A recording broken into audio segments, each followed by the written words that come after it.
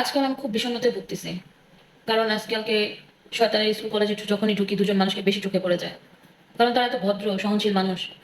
বিশিষ্ট মানুষদের সাথে কিভাবে কথা বলতে হয় তাদের কাছে আমার শিক্ষা নেওয়া উচিত, বা আমাদের দেশের জনগণের শিক্ষা নেওয়া উচিত, আমাদের দেশে জনগণের।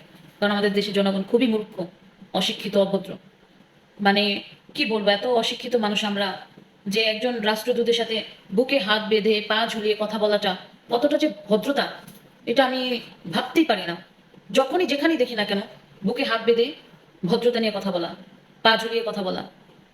ফ্যামিলি খুব ভালো শিক্ষা পেয়েছে, আর ফ্যামিলি খুব ভালো শিক্ষা দিয়েছে। আমার ফ্যামিলিটা বলেন আর বাংলাদেশের সকল জনগণের ফ্যামিলি বলেন, তারা মনে হয় শিক্ষা ভালো পায়নি। খুবই কষ্ট হয়। বারবার বলে দেশ স্বাধীন করছে, স্বাধীন দেশকে স্বাধীন করছে। বুঝলাম না কোন দেশের সাথে যুদ্ধ করে দেশটাকে স্বাধীন করলো। যারা স্বাধীনতার সময় মানে স্বাধীনতার তৃপ্তি পায় নাই, কিছু কিছু বীজ থেকে গেছে, তারাই মনে এখন বলতেছে দেশ স্বাধীন করছে। যাই হোক, বিষণ্ণতায় ভুগতেছি। আমার কথায় কেউ কষ্ট পায় না। দেশের জনগণ বলে কথা, আমরা সবাই অশিক্ষিত। দেশের জনগণ অনেক বোকা, বিশেষ করে অভদ্র। বিশিষ্ট বা মুরব্বী বা বড়দের সাথে কিভাবে কথা বলতে হয় এখন আমরা শয়তানের স্কুল কলেজে এসে শিখবো।